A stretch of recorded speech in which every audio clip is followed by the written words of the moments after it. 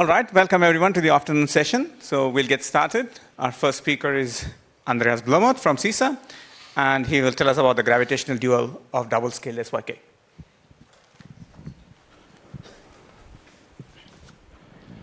Okay, hello everyone.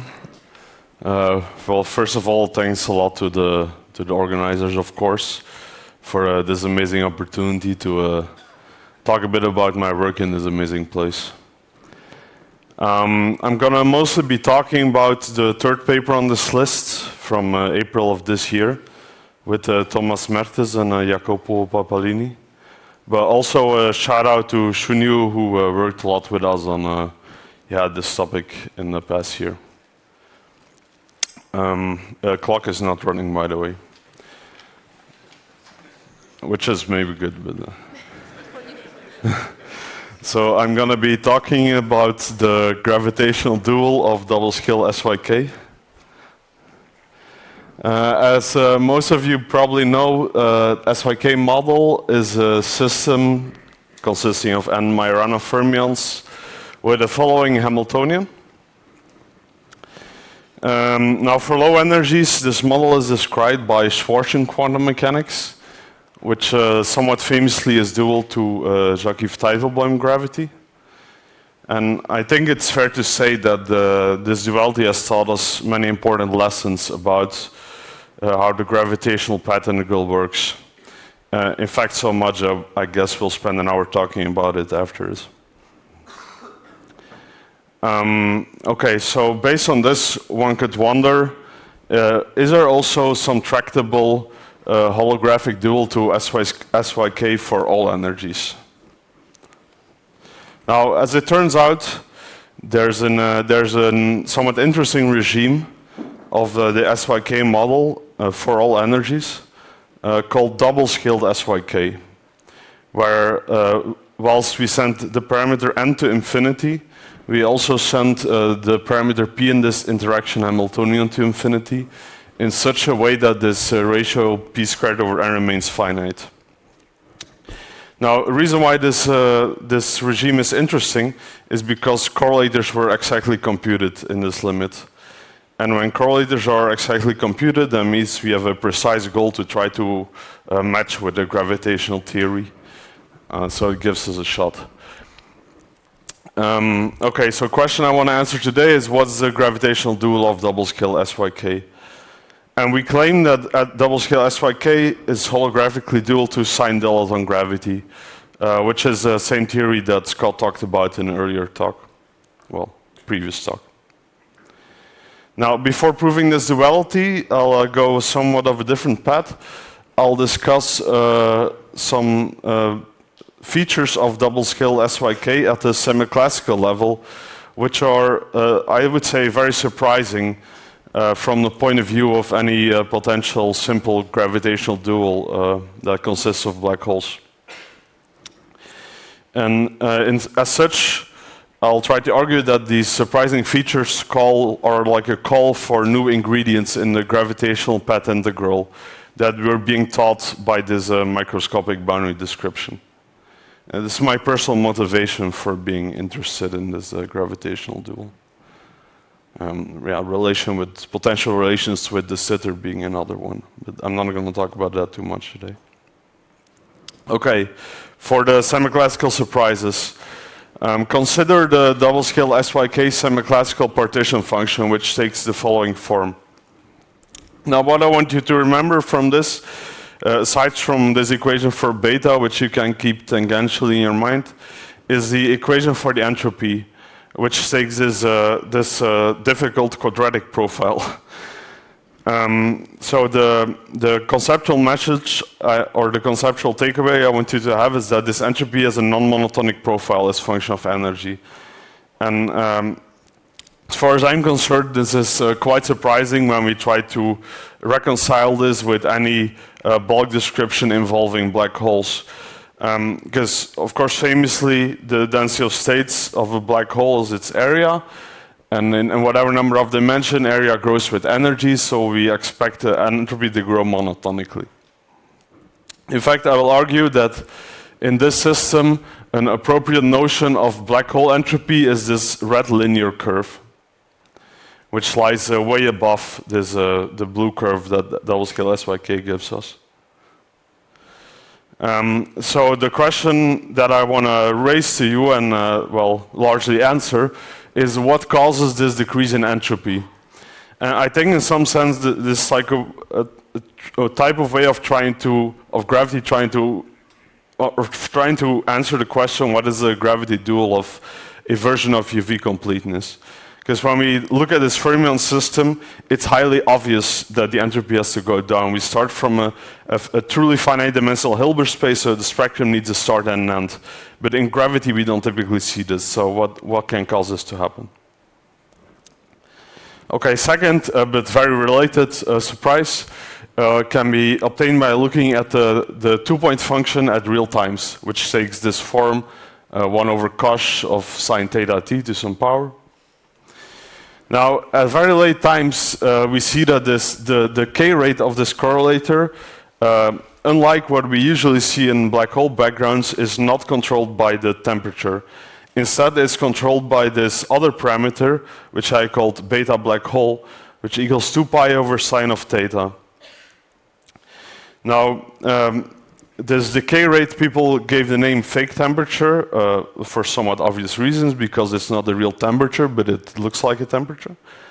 And to contrast, or to make the confusion sharp, we can take, for instance, theta is pi over 2, where we see that beta is 0, but beta black hole is non-zero. Okay, so what's the gravitational interpretation of this distinction between temperature and fake temperature? Second puzzle.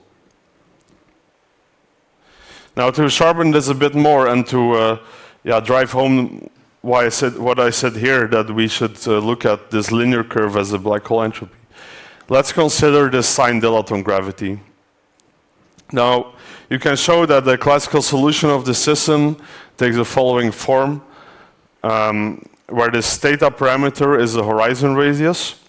And if you plug in this equation, or this form of the metric into the action with suitable boundary conditions, which I'm not going to discuss, you find the following on-shell action or the following thermodynamics. Indeed, you see that the entropy has this linear profile, as I predicted earlier. And the temperature relation one would obtain from varying this action with respect to theta is indeed 2 pi over sine of theta. Now, okay, at this point you may say, okay, this is simply a different answer from double-scale SYK. So I don't know what you guys are talking about, but clearly sine dilaton gravity and double-scale SYK are just different.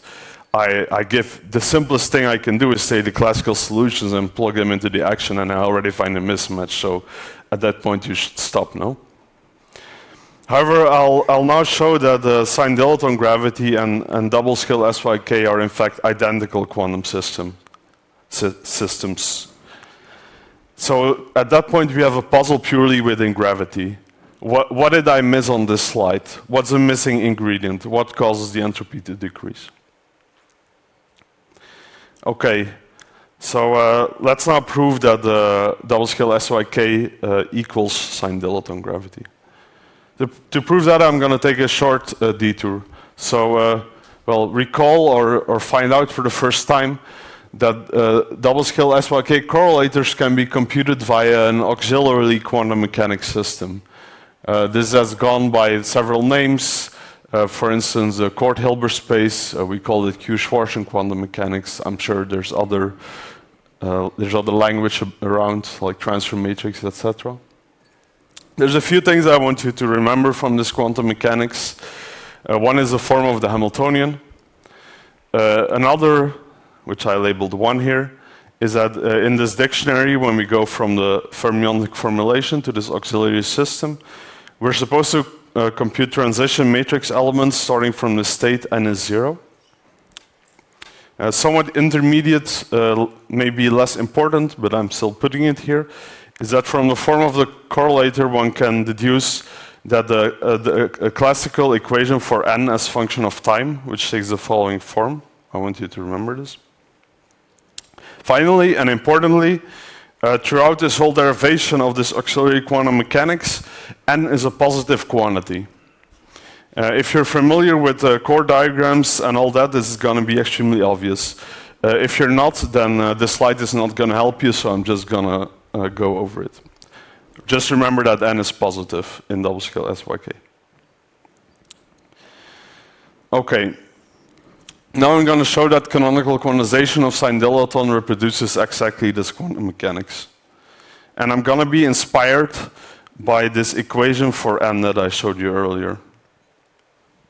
The observation really is that this looks a bit like a length in ADS. And for that, that inspired us to consider the following while rescaled geodesic length in sign dilaton gravity, which you can think of as the action for a matter particle that's coupled non-minimally to the dilaton gravity. Sort of by construction, the classical saddles for this action are geodesics in an effective geometry, which takes the form of an ADS2 black hole, at the temperature of which is the fake temperature that I mentioned earlier. So if we compute the expectation value of this parameter L, between 2 points in a two-sided geometry, it computes the length of the Einstein-Rosen bridge in this effective ADS2 geometry, and the form for that is well known and is this sine theta squared over cos blah blah blah, which, as you see, is precisely the same equation that we got for the classical profile of n in double scale SYK. So this relation suggests that at least at the classical level we may be able to identify L in sign dilaton gravity, the while rescaled geodesic length, with a chord number in double scale SYK. Well, if there's a duality between the two, of course, which I haven't proven yet. But if there's a duality, this suggests that it might be good to try to do canonical quantization of sign dilaton using this parameter L as one of the phase space variables. Okay, now let's do that. I'm going to do a canonical quantization of sign dilaton gravity in, roughly speaking, exactly the same way that Harlow and Jeffers did it for JD gravity. So what do we need for canonical quantization? We need the phase space, a Hamiltonian, and then if you're lucky, we can solve the Schrödinger equation and we're done. So the phase space of sign dilaton gravity is two-dimensional. It's a space of classical solutions. So one of the parameters is this horizon radius theta. It basically says which geometry you're in. Another parameter is a two-sided time t. So if you take this metric with this f of r and we do some Kruskal extension, then if you slice this two-sided geometry at different times, you get different initial conditions, which means that if we would start gravitational evolution from there, okay, it's a different starting point. And as we all know, or most of us know, phase space is the space of initial conditions. So this is our 2D phase space. We have theta and we have t. So what else do we need? We need the Hamiltonian on this phase space. This we get from the ADM energy in sign dilaton gravity, which takes this form cosine of theta, where I remind you that theta is the horizon radius. And this really is the only pointed derivation that I'm having to give input about sign dilaton gravity. You take another model of dilaton gravity, you replace that formula by another formula, you can run the same logic. Okay, so what do I want now? I have a phase space and Hamiltonian, and like I told you, I want to do quantization with L as one of the phase space variables. So I take L and I'm looking for its conjugate. And the classical formula for L is this equation I have here in the middle of the slide. So L is function of theta and t, my original phase space coordinates, and now I look for a canonical transformation. So this p you can compute. And then the question becomes, I invert the relation of L as function of theta and t and p as function of theta and t to find theta as function of L and p, or in other words, the Hamiltonian as function of L and p. Now what you find from this, perhaps somewhat surprisingly, is exactly the same Hamiltonian that we found in a double scale that describes this auxiliary quantum mechanics in double scale SYK, as you see from this slide. Therefore, the systems of sign dilaton gravity and double-scaled SYK are exactly equal, period.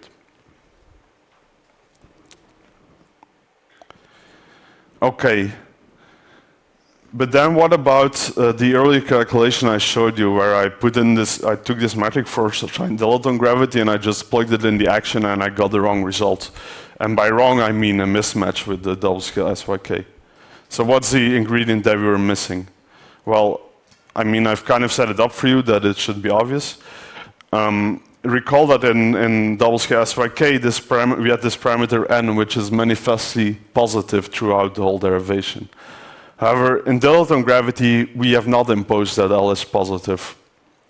Now, okay, you may say, Andreas, what are you talking about? It's a length. Of course it's positive. However, this length parameter, which I've introduced, is actually a holographically renormalized geodesic distance.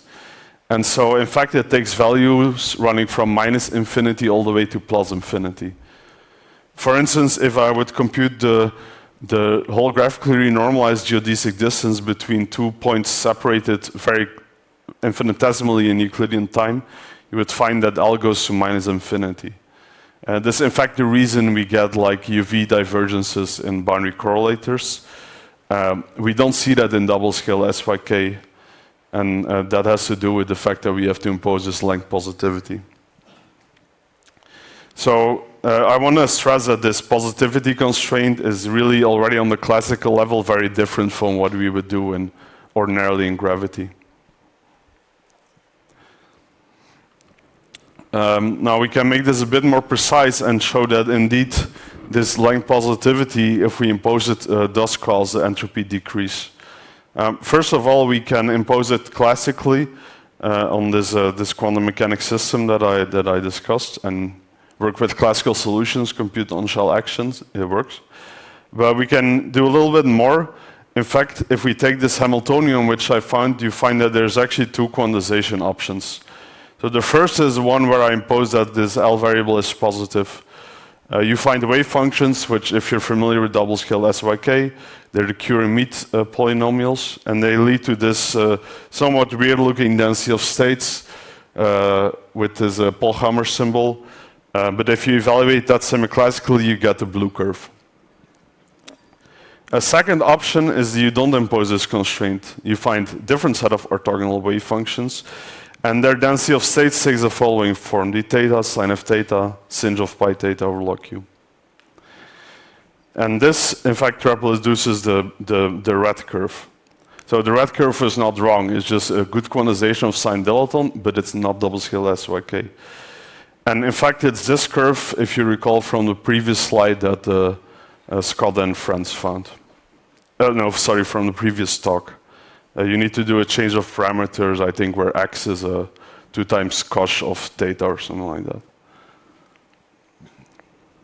in their notation. Okay, so having understood this, we can return to the second semi-classical surprise from double-scale SYK, namely, what is the gravitational interpretation of a fake temperature? So for this, I'm going to propose an interpretation of this positivity constraint that involves a conical defect. Now you're going to say, okay, where is this defect suddenly coming from? Well, bear with me, I'm going to explain it in 2 slides. I'm first going to show you that it works, then explain where it comes from. Okay, so what am I going to do? I'm going to insert a defect in the sign dilaton path integral. What is a defect? It's basically a singular source you put, and you can think about it as locally. If I have a sheet of paper, I cut some piece out, and then I identify the pieces, and it creates like a single conical point. Now, if you're a bit familiar with dilaton gravity, or maybe have thought about singular configurations in gravity before, it's not too hard to convince yourself that this modifies the entropy in an on-shell calculation. And in fact, you can pick the defect, the opening angle of the defect, such that basically the red curve is taken to the blue curve. Okay, this is very ad hoc, but the non-trivial point is that the same correction also sort of fixes all the correlation functions. So the correlators of this signed dilaton will now classically also match with those of double-scaled SYK. And the key realization made largely by these people cited here, Dongmerol, Frat, Dajini, and Wang, is that the Lorentzian continuation of a defect spacetime is actually a completely smooth black hole. And the Hawking temperature of that black hole is precisely the fake temperature. So the picture is a bit, you have this defect in the Euclidean preparation region, and you put some boundary condition beta, but the defect can sort of eat up part of the temperature and create, and you're left with a state with a different temperature than you might have expected. Okay, these are words, but the math works, trust me. Okay, so I have this smooth Lorentzian spacetime at fixed temperature. So now what happens if I would probe that with matter?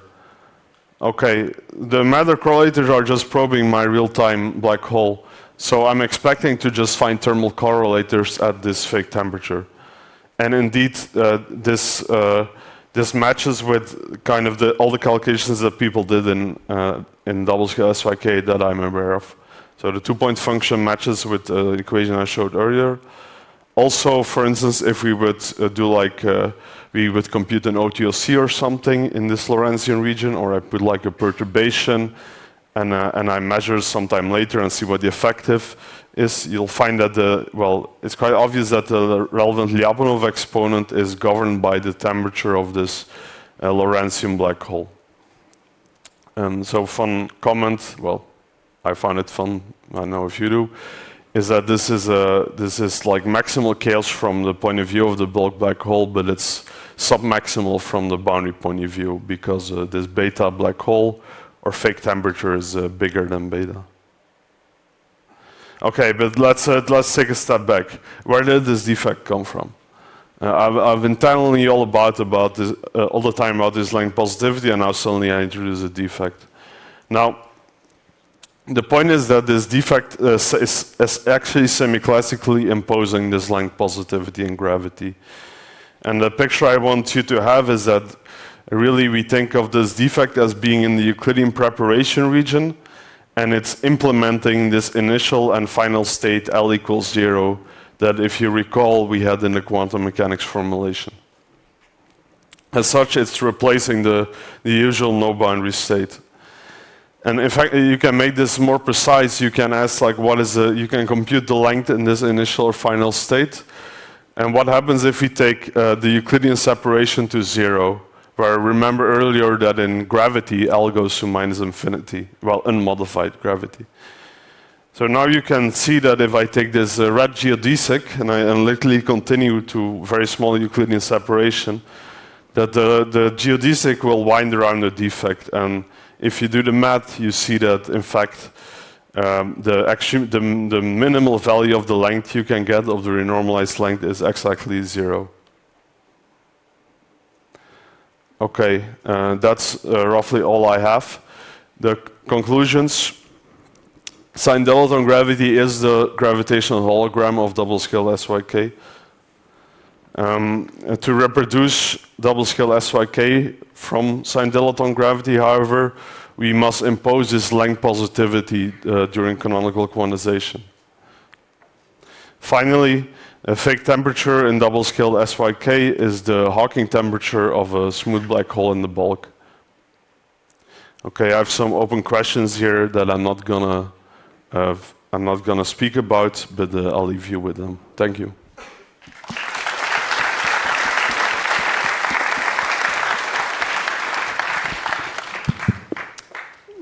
Thanks, Andreas. We have time for some questions.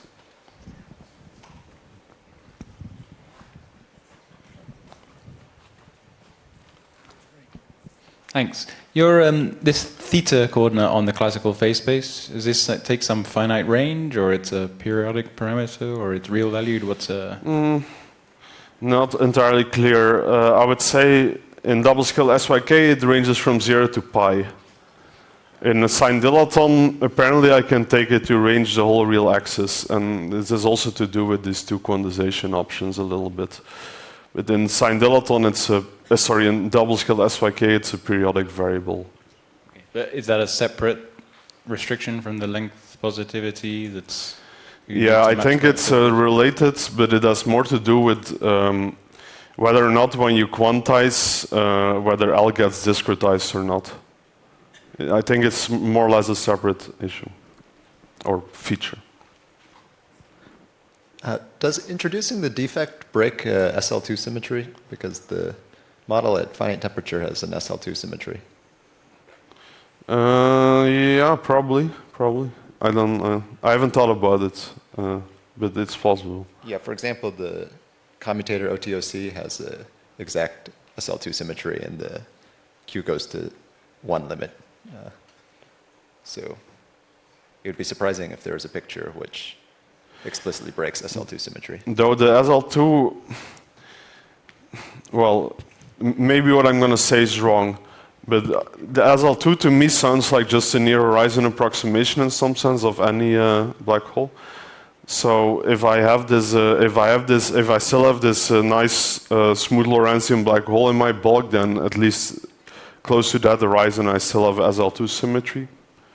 So it's not obvious to me that it breaks it, but yeah, that's all I'm going to say about it.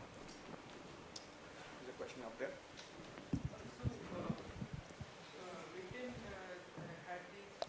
Sorry, I'm not understanding. No, the sound is off, sorry.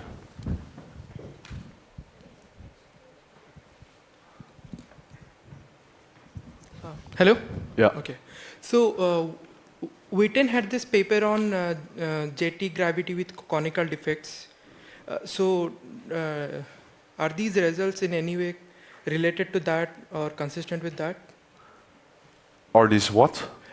Are these you also talk about conical defects, right? So are these results in any way connected to those results or completely different? Well, I would say what he considered was a guess of these defects to really modify the spectral density, where thus far in this talk I'm only considering one defect, so the setup is slightly different. It's the same type of defect nonetheless, but he considers a guess of them to modify the spectral density. Yeah, your action also is like a generalization of with a generic potential. Yes. So yeah. There's probably a relation in that sense, in particular with the alternative quantization scheme that I mentioned, which reproduces the spectral density that Scott mentioned in the previous talk. For this, that spectral density, I believe you find more or less from the gas of defect formulas for this sign. But Gravity. I think you can also take one defect and still produce that density, right? Yes. Okay, I mean, if you're asking about whether or not putting one defect changes the spectral density, then the answer is yes, because this is what I tried to mention here. Such a defect indeed corrects the semi-classical entropy. Any questions on Zoom? Yes, there is. Okay.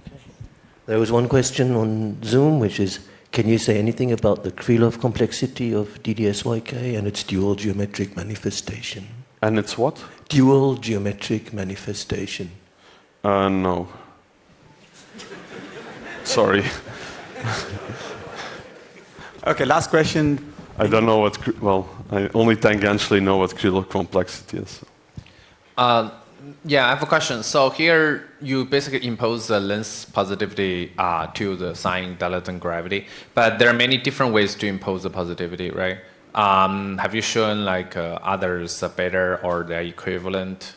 And also now a related one is like you impose a conical deficit, but have you considered gas of a conical deficit and what it works? Yeah, I would like to say that this is basically my open question one.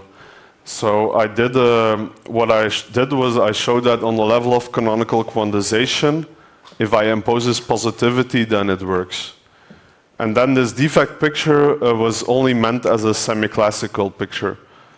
So what I don't know is if there are there other ways. I take the Euclidean gravitational path integral, and I do some sort of formulation that involves only the metric and the dilaton, something covariant that imposes this. I don't know how to do that. Maybe there is something with a gas of defects or something like that. I would like to know, but I only know that the Hamiltonian quantization works. All right, then let's thank Andreas again.